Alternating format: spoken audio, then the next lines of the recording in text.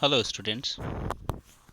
So, continuing the fourth chapter of your English textbook, that's name is Game That We Play.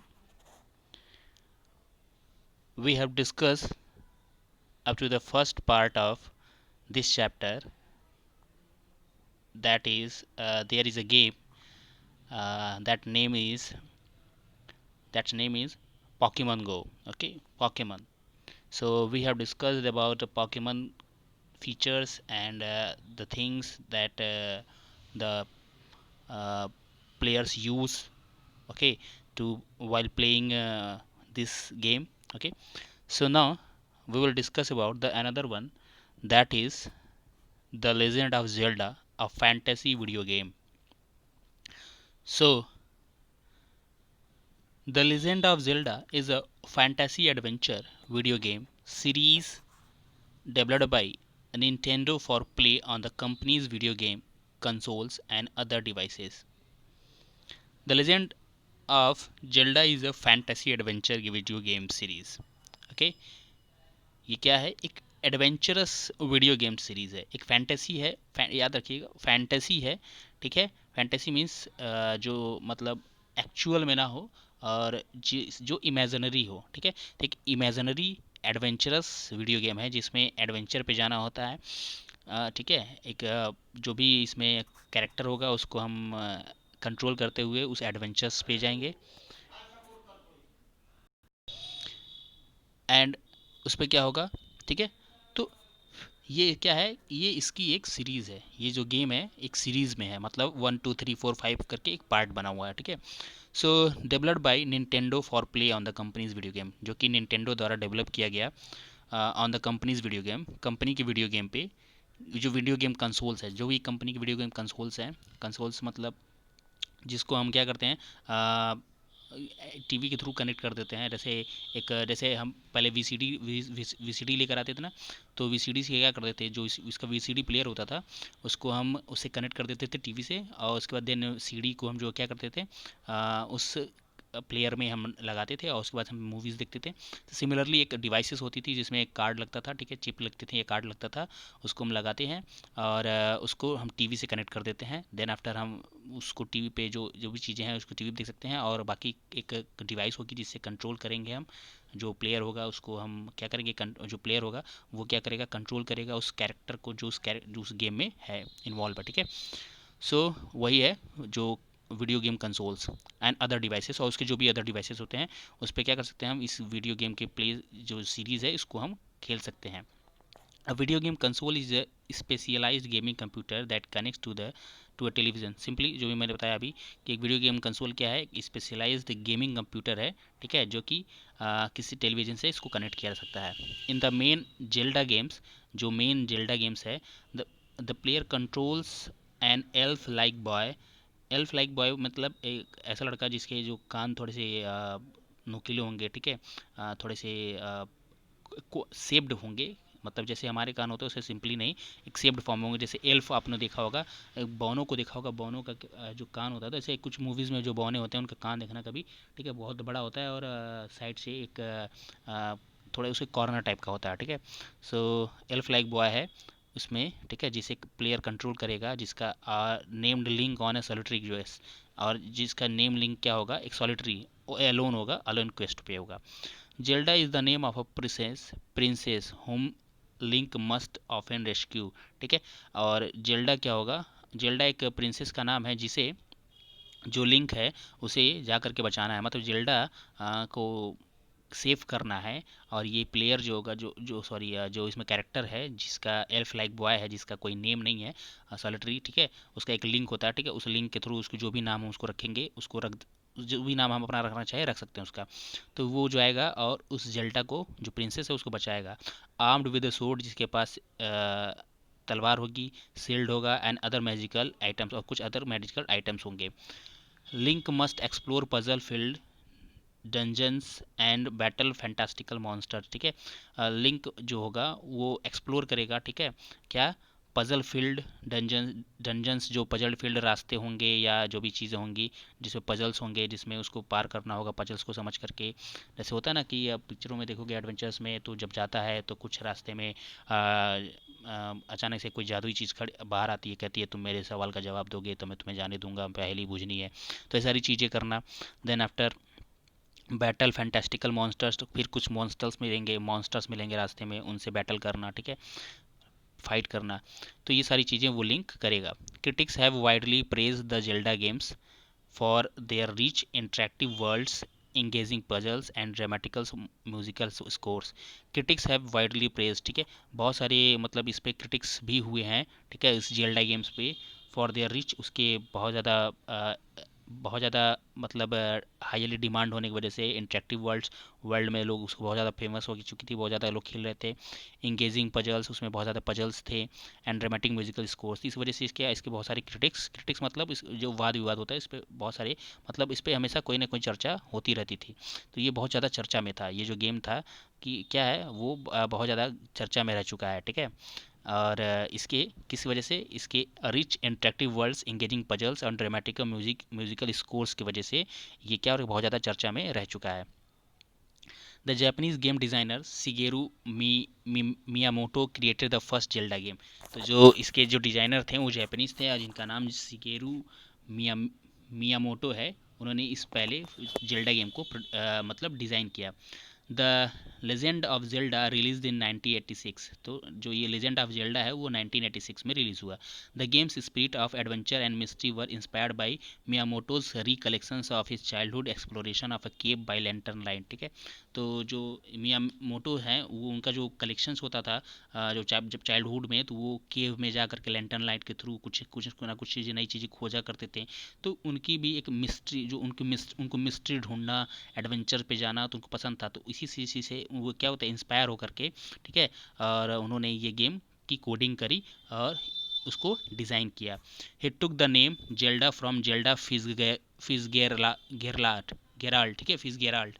तो उन्होंने ये जो नाम है इस गेम का, जेल्डा, ठीक है, तो उन्होंने जेल्डा फिजगेराल्ड से लिया है, the wife of the American novelist F Scott Fitzgerald, ठीक है, जो कि एक American novelist F Scott Fitzgerald की पत्नी का नाम है Zelda. The legend of Zelda became the first video game to enable players to save their progress across multiple play sessions, ठीक है। जो लेजेंड ऑफ जेल्डा का जो फर्स्ट वीडियो गेम था, उसमें क्या था, टू इनेबल प्लेयर्स को इनेबल्स करना था, अलाउ करता था टू सेव देयर प्रोग्रेस, अपने प्रोग्रेस को सेव करना, ठीक है, सेव करना अक्रॉस मल्टीपल प्ले सेशंस, बहुत सारे मल्टीपल प्ले सेशंस होते हैं, मतलब लेवल 1, लेवल 2, लेवल 3, लेवल 4 करके ऐसे होते थे, और उसको एक वन बाय वन करके पार करना होता था, सेव करते जाता रहता था, ठीक है। जैसे आप लेवल पर वन पार कर लेते हो ना, तो दोबारा आपको लेवल 1 खेलने की जरूरत नहीं पड़ती है, लेवल 2 पे ही जाना होता है, तो आप जब भी स्टार्ट करोगे तो लेवल 2 से स्टार्ट होता है, तो सिमिलरली वो सेव हो जाता था, ठीक है। Sequels to the game featured increasingly complex game play. Sequels means होता है कि एक सीरीज होना, ठीक है, वन बाय वन जिसके सिक्वल्स बनते रहें।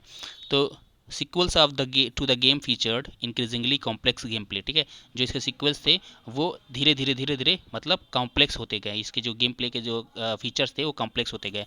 The legend of Zelda a link to the past, ठीक है, एक जैसे कि दूसरा जो बन गया उसका जो सिक्वल बना वो क्या बना, जैसे पहले के साथ द लेजेंड ऑफ जेल्डा था, फिर उसका सिक्वल बना उसका 1986 के बाद 1991 में बना the legend of Zelda a link to the past.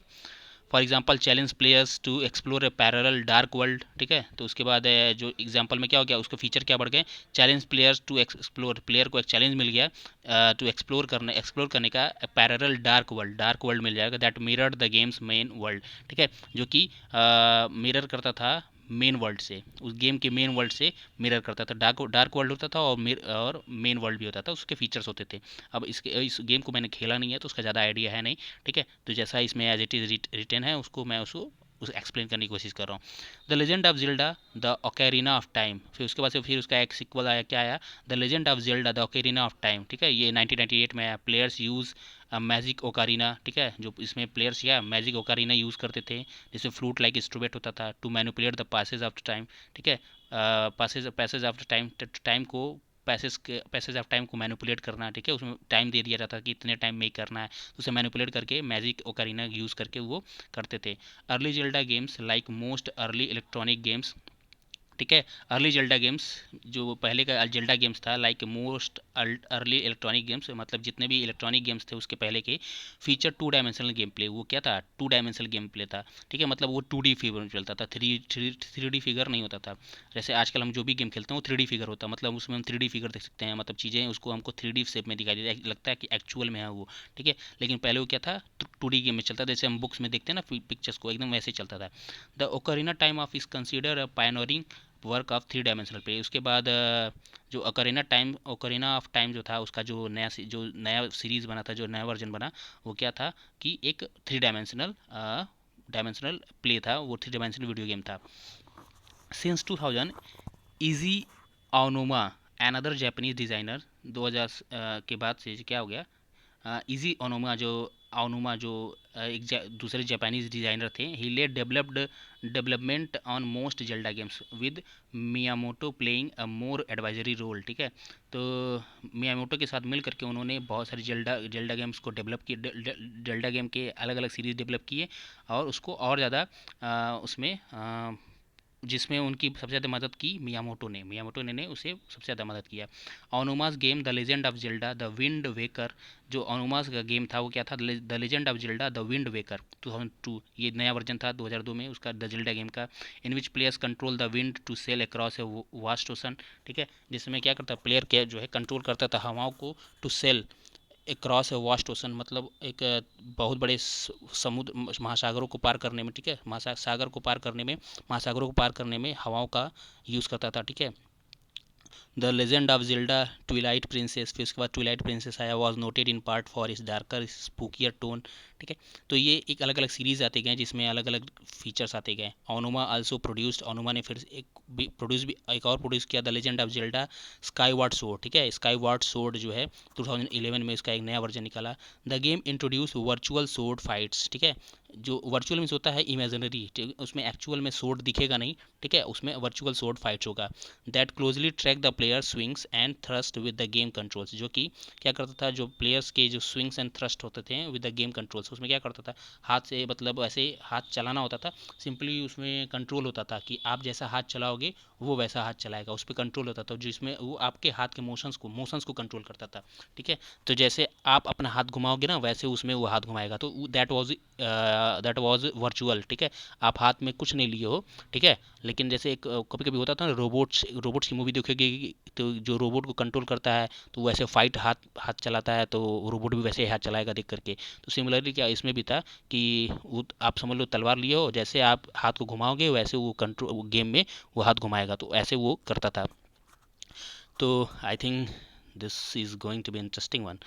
Nintendo released the greatest of the Legend of Zelda games in 2017, Breath of the Wild, ठीक है। Nintendo ने द लेजेंड ऑफ 2017 में the legend of Zelda games की एक नई series निकाली जिसका था ब्रीथ ऑफ द वाइल्ड, ठीक है।